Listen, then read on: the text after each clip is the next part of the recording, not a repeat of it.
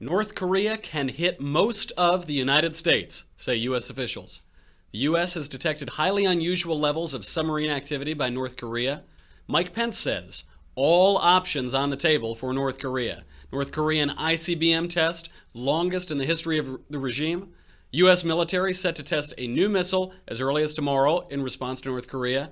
Sebastian Gorka on North Korea. This is a results-driven presidency. That's ominous. We are now on the threshold of a real national security crisis with North Korea. Surprisingly not fake news from Andrea Mitchell. According to a Pentagon assessment, after decades of international negligence, the regime led by Tin Pot dictator and Dennis Rodman admirer Kim Jong Un may now launch an attack not only on Hawaii and Alaska, but also on the continental United States. Thank goodness the mainstream media are diligently focused on President Trump's third cousin twice removed, who once ate borscht in the 1990s. Plus, we'll be joined by a truly deplorable panel of roaming millennial, Amanda Prestigiacomo and Zoe Rachel, to discuss the left's Tomi hypocrisy, a professor of Beyonce studies. It's a real thing, and a professor who was fired for the mere act of threatening to shoot the president, and a new study that shows Americans don't want their doctors to kill them for some reason. I'm Michael Knowles. This is the Michael Knowles Show.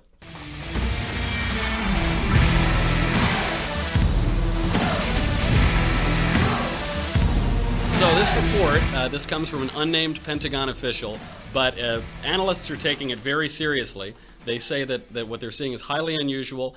It does seem to be the consensus. There's some debate over whether or not North Korea can strike the U.S. mainland, but there seems to be some consensus that it looks like they can, although it's unclear what those weapons would do once they re-enter and attempt to strike the mainland. Forget about those experts. Let's look live at our live feed camera from Pyongyang. Do we have that? Hans Bricks? Oh, no! Oh, hello. Great to see you again, Hans. Mr. Ill, I was supposed to be allowed to inspect your palace today, and your guards won't let me into certain areas. Hans, we've been through this a dozen times. I don't have any weapons of mass destruction, okay, Hans? Then let me look around so I can ease the UN's collective mind. Hans, you're breaking my balls here, Hans. You're breaking my balls. I'm sorry, but the UN must be firm with you. Let me see your whole palace, or else. Or else what? Or else we will be very, very angry with you. And we will write you a letter telling you how angry we are. Is Hans Blix still around, or is that might be old footage? I don't know if that's actually coming to us live from Pyongyang, but that has been the policy of the United Nations and all the nations in the region and the world for the past 25 years. They say, North Korea, if you don't comply with our nuclear requirements, we're going to be very angry. We're going to have the sanctions that are already in place. We are going to put pressure on you. Now, this is not just the opinion of Kim Jong-il in that clip, or Kim Jong Un, or Hans Blix, or the international community. This is also the opinion of left-wing favorite Jill Stein. Hurting here the position of the South Korean people, who've been very clear that what they want, they are tired of war. We even have a peace treaty. The Korean War is still on. There's an armistice, but the people of the Korean Peninsula, and especially in South Korea, have lived under the threat of war for decades now. They're really tired of it. They would like to move ahead by negotiating a peace treaty, and you know, the demonization of North Korea is part of the run-up to regime change. We saw it in Iraq, we saw it in Libya. It's part of demonizing a government that we then want to exercise regime change on, and then what do we get? You know, look at our track record here. It's not so good. The demonization of North Korea. Marshall, can you demonize a demon? Is it possible? Are they like a double demon? Can you demonize Moloch? I don't know, but possibly you can. I'm not sure which is more cartoonish, the marionette Kim Jong-il or the 2016 Green Party candidate for president. I'm not sure. Please go on. Again, it's the North Koreans who've added the provocation in launching missiles and testing that could... But remember where that came from. Long before they began their missile tests, the U.S. was conducting nuclear bombing runs against North Korea. We actually had nuclear weapons until the end of the Cold War. We actually had nuclear weapons stationed in South Korea. So this is very frightening to them. They've been basically cornered into feeling like they have to develop a nuclear weapon. You know, a lot of people donated to her and gave her money. That's true. I think she went to Harvard too, which probably explains it all. So that's true. We have been maintaining the world order now, even during this crisis that's gone on for decades, and we have not fired on the Kim regime. We didn't take out the grandfather, the founder, Kim Il-sung. We didn't take out Kim Jong Il in the 90s, and we haven't taken out Kim Jong Un, who is now the leader of North Korea. And we've punted on this through 3 different presidential administrations, for some good reasons, for some bad reasons. First up, when this became an issue, was Bill Clinton, the luckiest man in the world. Devil protects his own. Bill Clinton was very lucky. He came at a time after the fall of the Soviet Union, which had been propping up the Kim regime in North Korea. He came at a time when Kim Il-sung, the Sun King of North Korea, died. So that instituted a period of 3 years of mourning. Kim Jong-il had to protect against possible coups. He even there was this natural disaster, a major flood in North Korea, which caused famine. It just didn't seem like a big issue at the time, and Bill Clinton was not focused on foreign policy. Then George W. Bush was not as lucky as Bill Clinton. He walked in right into 9/11. He was fighting 2 wars in the Middle East that were a reaction to 9/11, and in 2006, Kim Jong-il detonated the first nuclear weapon that the regime had ever detonated. So they saw that not only were they seeking these weapons, but they finally had attained them. Now, unfortunately, President Bush was busy fighting other wars. He didn't turn his attention to North Korea in any really meaningful way other than the sanctions. And then came Barack Obama, who also did nothing about North Korea because he's a terrible president. There are no excuses, really, that Barack Obama could rely on. Totalitarian leaders have this amazing gift for duping the American left. I don't know, they work some magic or some charm on them, and that's what Kim Jong-il did. Do we have a cut of Kim Jong-il working his charm on the left? I don't think so. I guess our live feed is cutting out, our live feed from Pyongyang. Maybe the regime found it. Maybe this is news that the war is starting. Hopefully not. Stay tuned. They've always been able to do this from Stalin onward, and because the left says we need to focus on problems here, we need to focus on global warming, we need to focus on education, we need to focus on the social welfare system, and they aren't too concerned with the international order. So Barack Obama was elected to wind down those wars in the Middle East. He easily could have turned his attention to the Pacific, which I think he intimated he would during the 2008 campaign. Instead, Barack Obama instituted a policy called strategic patience, which is an incredible euphemism. Of all of Barack Obama's euphemisms, strategic patience was great. Similar to leading from behind or tactically can kicking. Tactical can kicking was a favorite of Barack Obama's. But what did it get us? It got us more major missile tests. It got an American high school student kidnapped and killed by the Kim regime. So now Donald Trump has 2 terrible options. Military option, now that they have significant nuclear capabilities, or more sanctions and economic incentives. For the military choice, as ever, here is Lindsey Graham. There is a military option to destroy North Korea's program and North Korea itself. He's not going to allow President Trump the ability of this madman to have a missile to hit America. If there's going to be a war to stop him, it will be over there. If thousands die, they're going to die over there. They're not going to die here. And he's told me that to my face. And that may be provocative, but not really. When you're president of the United States, where's your allegiance lie?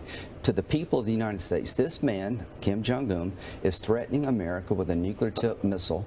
President Trump doesn't want a war. The Chinese can stop this, but to China, South Korea, and Japan, Donald Trump is not going to allow this missile threat Just to be clear.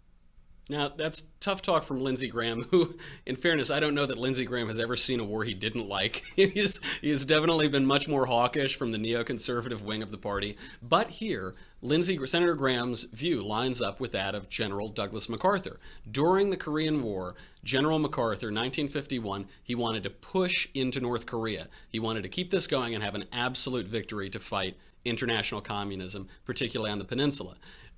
President Truman disagreed with this. He wanted to keep that war very limited. They got into a tete-a-tete about this. It seemed as though perhaps General MacArthur was undermining Truman's initiatives. And I'm not totally sure about this. We do have a video clip of the message that General MacArthur issued in 1951. Can we pull it up? Get off my lawn. Listen, old man, you don't want to f with me. Did you hear me? I said get off my lawn now. Are you crazy? Go back in the house. Yeah, I blow a hole in your face and then I go in the house and I sleep like a baby. You can count on that. We used to stack like you 5 feet high in Korea, use you for sandbags. Maybe that's a reenactment, I'm not sure. Also, great job bleeping the one of 10 swear words in that clip to Marshall, great producer. But in any case, Truman refused. MacArthur's demands, which you heard in that clip, beautifully played by Clint Eastwood.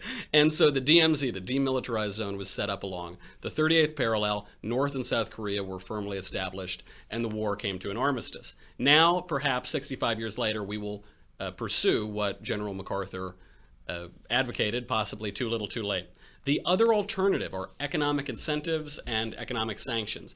It's not very clear, though, that these will work. North Korean economy of late has been growing fairly well, between 1% and 5% economic growth. Most estimates have it around 4%. The reason for this is somewhat complicated. China buys 99% of North Korea's coal exports. North Korea literally ships its people out of the country to work as slaves in other countries, gets about $1 billion a year for that. And the North Korean regime still has access to a lot of the international banking system. So what is President Trump going to do? Our leader. We have some interesting situations that we'll handle. North Korea, Middle East, lots of problems that we inherited from previous administrations, but we'll take care of them. We'll take care of them very well. We'll handle North Korea. We're going to be able to handle them. It will be handled. We handle everything. We handle everything. What's all the fuss about? We are going to handle it. Great talk from President Trump. With that, let's bring in our panel. We have, from the YouTubes, the brainy, the beautiful, roaming Millennial is with us. From the Daily Wire, we have the also brainy and beautiful Amanda Prestigiacomo. And then from everywhere else on the internet, we have the probably a little less brainy, definitely much less beautiful, Zoe Rachel. Always good to have him here as well. Amanda, why can't we just kill this guy? He is in one guy, he's in a third world country, he's very overweight, he has heart problems. Why is he still alive? We should just put it in the hands of Lindsey Graham, because clearly he wants this. He just wants to obliterate everyone. No measure from Lindsey Graham, of course, but we shouldn't expect any. I mean, it's a really touchy situation, but I have more, I feel better with President Trump than President Obama, as crazy as that sounds, because nothing, again, he just kicked the can down the road. At least President Trump is talking about getting China in there and, cutting out, putting sanctions on them and trying to do something. But yeah, it's a little crazy right now. And we have Jill Stein, who's insane, and then we have Lindsey Graham, who's also the biggest war hawk there is today. Who would have thought mild-mannered Lindsey Graham? He's so soft-spoken, he's so genteel, and he just wants to gun everybody down around the world. Yeah. So the Castros, the Kims, the Clintons, why do these terrible families stay in power for so long? What is it about them that we can't wrench them from power? I'm not saying anything until you say that I'm brainy and beautiful. In the interest of moving on with the show, and also when I speak from the depths of my heart, you are both brainy and you are very beautiful, Zoe Rachel. Oh, shut the longings of my heart and my loins, Zoe Rachel. You could have left out the loins, man. You had me at hello. Speaking of the longings of loins, let's talk about the Clintons. Let's get to the point. Oh, my God. I don't know what it is, man. It's for some reason, when you're able to make promises and you're able to accuse other people of being evil, that just goes a long way. Yeah. Empty promises and accusations go a long way, and that's how these people are able to stay in power. That's interesting. Roaming, the Trump administration managed to secure the release of that American high school student, Otto Warmbier. Unfortunately, he died, I think, days later or weeks later. But they still managed to secure the release, which President Obama could not. He worked on it for over a year. Does this show a good sign for the Trump administration and how he's going to deal with North Korea? Or are we just as bad off as it seems? Well, I think there's definitely a scale here, right? I mean, you can be better than Obama and still not be doing so well so far. But I think in terms of the Trump administration and their approach to North Korea, I think honestly it's the most hopeful I've been in a long time. Something that I do wish, though, and this is someone who's lived in China, right now I'm in Hong Kong. I think that they have the Trump administration, even though they may be great people, good people, some of the best, I think they're not doing a really good job in trying to incentivize China in order to cooperate with their agenda, right? Because, I mean, quite frankly, I think China does have a huge role to play in this, but it's not exactly in China's best interest or China's purview right now to protect American foreign interests in North Korea. And I think until the U.S. can see that and can kind of think of a way to maybe carrot and stick situation with China, they're not really going to budge. Roaming, it's an awfully convenient time for you to be going over to Hong Kong while those missiles start flying over the Pacific here. What do you know? Have you been colluding with the North Koreans or the Russians or the Kushners, or what do you know? Yeah, I'm just getting as far away from the East Coast as I can. I might be coming back, sometime next year, and we'll see how the Electoral College works out in 2020. That is the plan. Once we go up in smoke, then I think Roaming is going to be hosting my show too. You'll have Ben's show, you'll have Andrew Klavan's show. That's a great strategy. I should have thought of it myself. Okay, now I know that you want to watch more Roaming Millennial and Zoe Rachel and Amanda Prestigiacomo, but you can't because you're too cheap, unless you subscribe to Daily Wire. So go over right now to thedailywire.com. It is $10 a month, very, very little, or $100 a year. You'll get the famed Leftist Tears tumbler. It's what I drink my delicious salty leftist tears out of every day. And you'll get to watch the rest of the Panel of Deplorables. We're going to be talking about doctor-assisted suicide. We're going to be talking about Tomi Lahren, all of those fun things that you'll only be able to see if you go and subscribe and give me your money. So go over there right now, dailywire.com, and we'll be back with the Panel of Deplorables.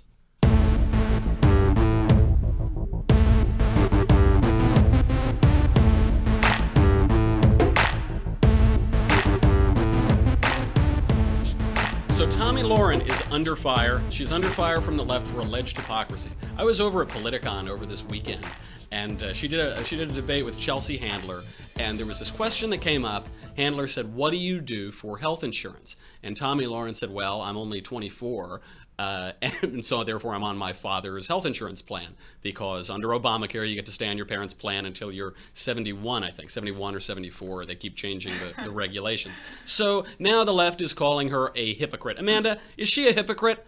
She's using a perk that is available under the law, but she also thinks that perhaps in general it's not a great regulation. Is she a dirty, rotten hypocrite? Well, first of all, the brain power in that room was just remark. I mean, you're bad. I didn't say it. But I'm sorry. But I'm not going to attack Tomi here. It's Tomi Lahren, actually, Michael. But basically, yeah, you can tell we do a lot of show prep here at the Daily Wire. Yeah.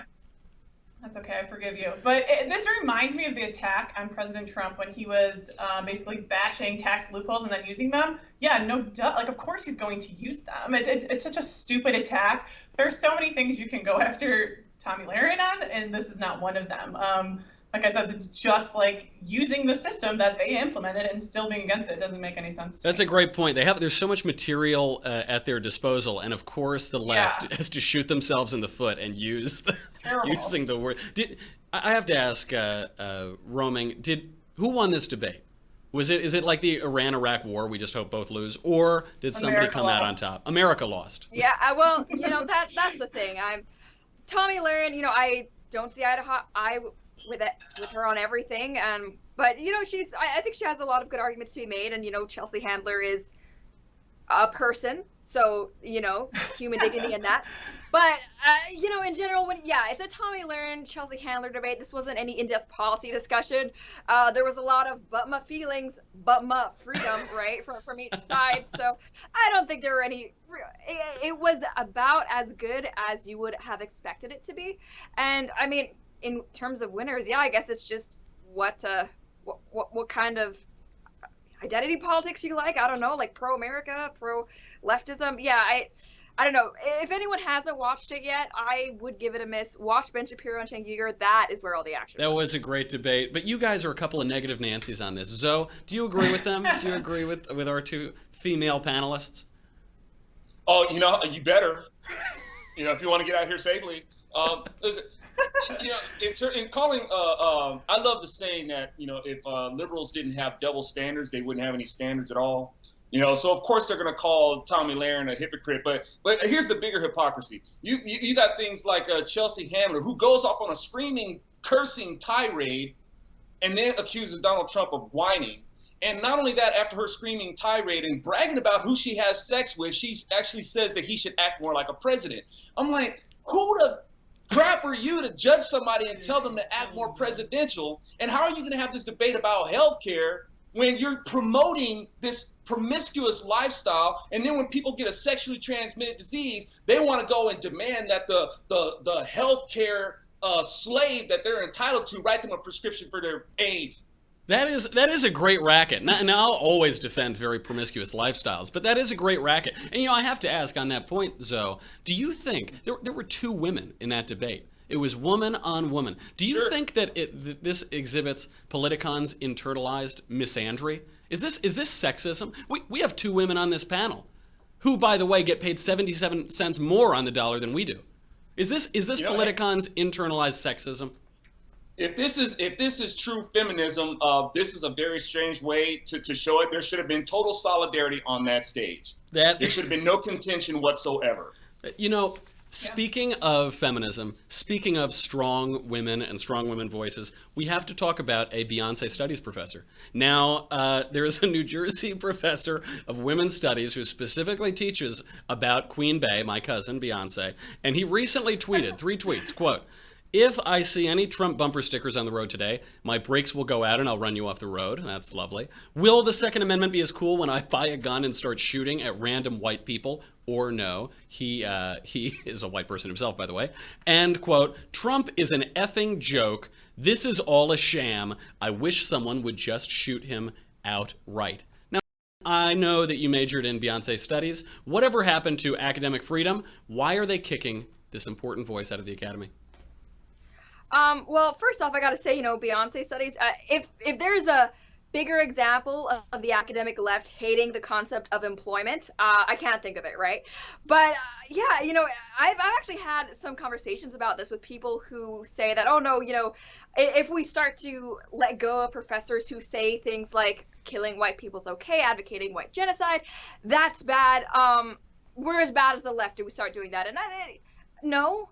I'm sorry, but no, not wanting actual racists and, actual extremists who call for murdering white people or presidents around your children in positions of power, I don't think is being as bad as the left or, thought control. And I think it's crazy that most academics get away with as much as they do. What an uneducated rube roaming millennial is. Read a blog, for goodness sake, will you? Get on Twitter. So, not only does this professor teach Beyonce studies and threaten to kill people, he also has a terrible grasp of punctuation and grammar. Do you think it's time to shut down the colleges? Have the colleges just gotten out of control for employing these people? Oh man, one thing, I'm not going to go on the grammar Nazi angle, but I tell you what, man, this is once again Democrats with their true KKK colors on display. When they disagree with this, first thing they want to do is they want to start shooting people.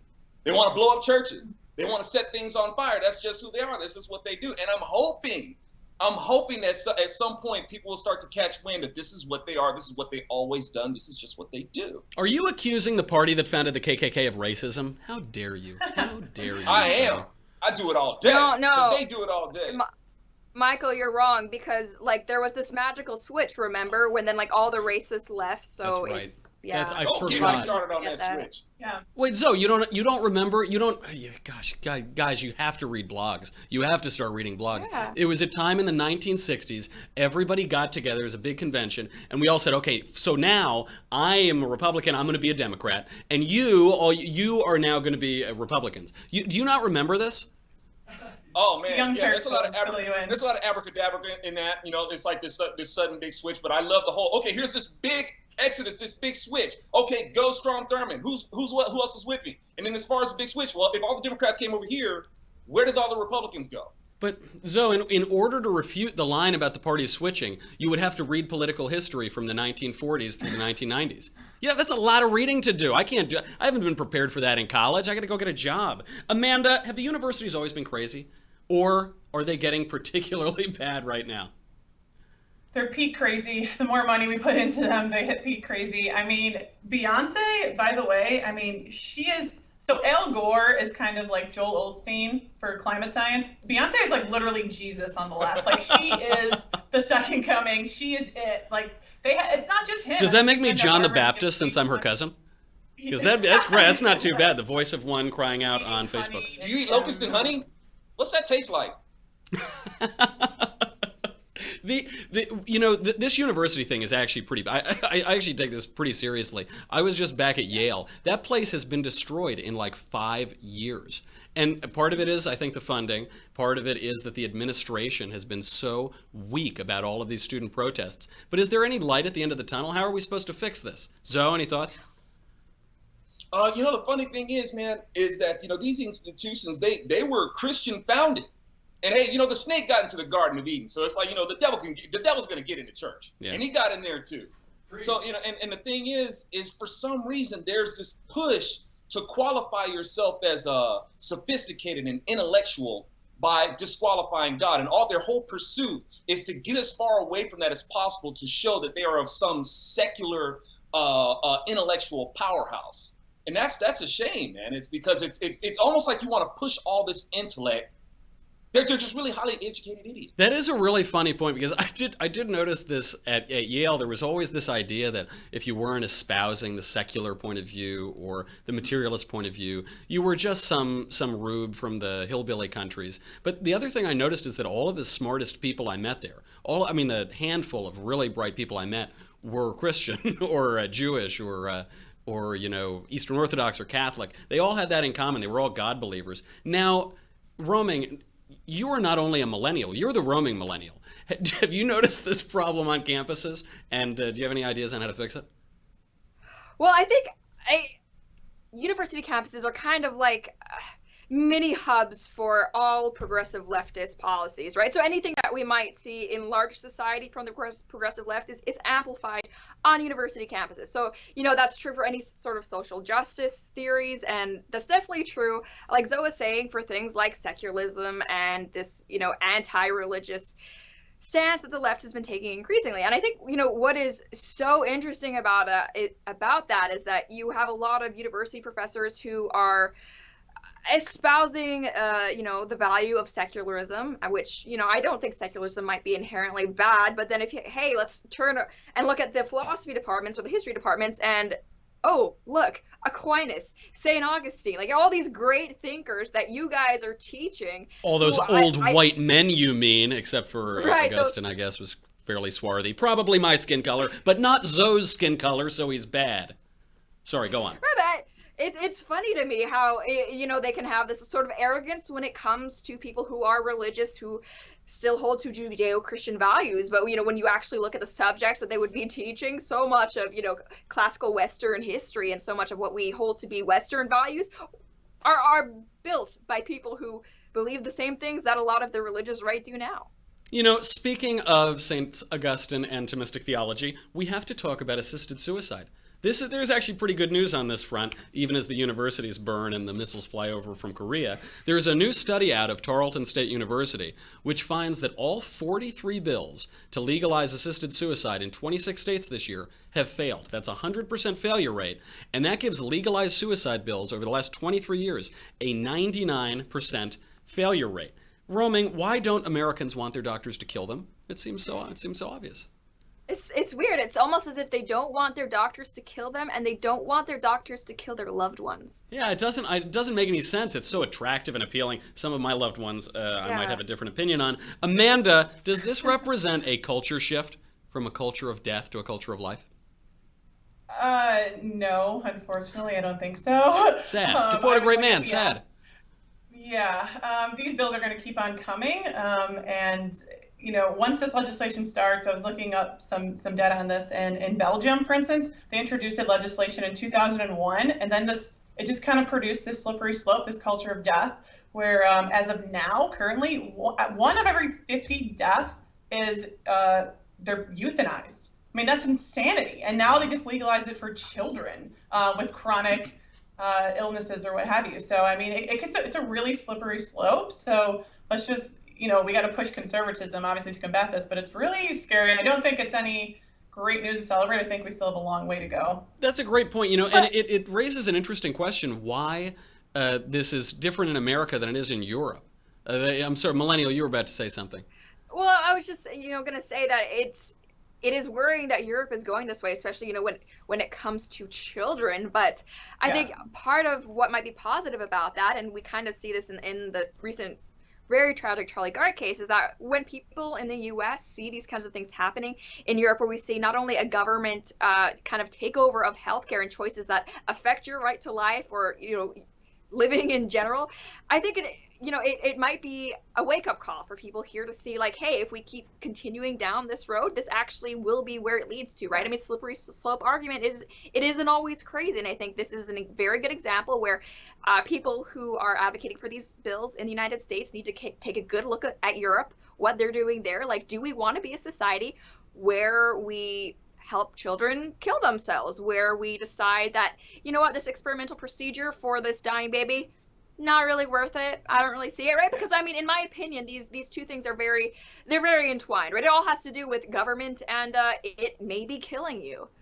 That is a great point. I mean, it seems to me that certainly the Anglosphere should break off of Europe, that Brexit, they should try to move the island. And maybe we could increase the space in between the United States and Europe as well.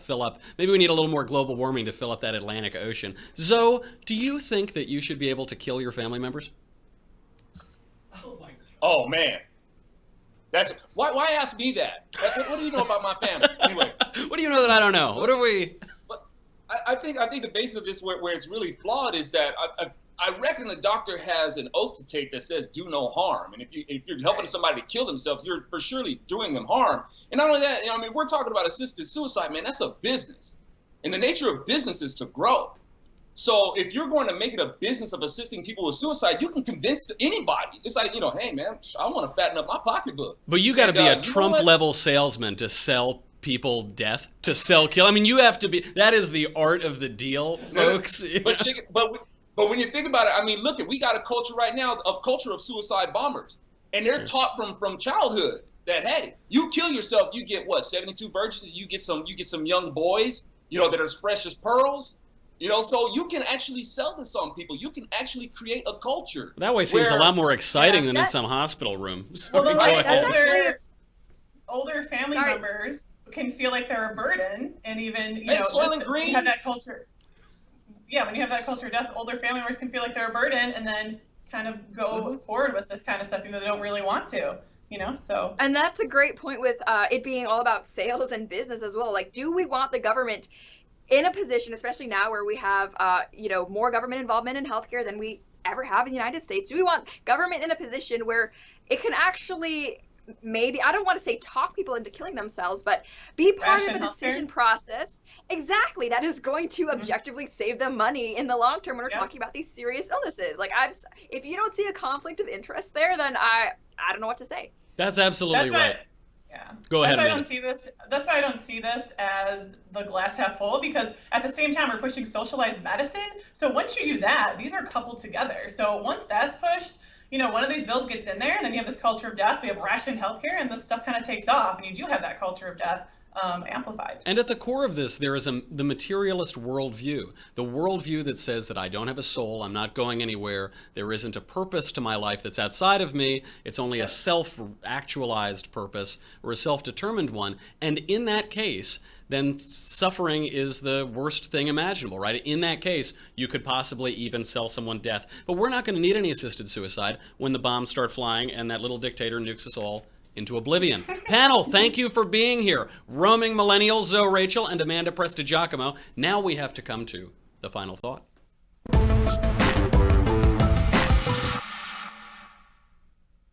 The big Kung Pao's chicken in the room that we have not yet discussed much is China. For years, the United States has leaned on China to pressure North Korea on its nuclear weapons program, to evidently zero success. This week, China's Vice Commerce Minister insisted, quote, "We think the North Korea nuclear issue and China-U.S. trade are in two completely different domains. They aren't related. They should not be discussed together."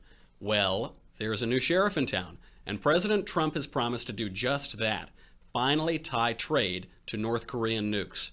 Critics will shriek about the inefficacy of this tactic, but it couldn't possibly do worse than our previous quarter century of failed policy on the peninsula. I'm Michael Knowles. This is The Michael Knowles Show. Come back tomorrow. We'll do it again.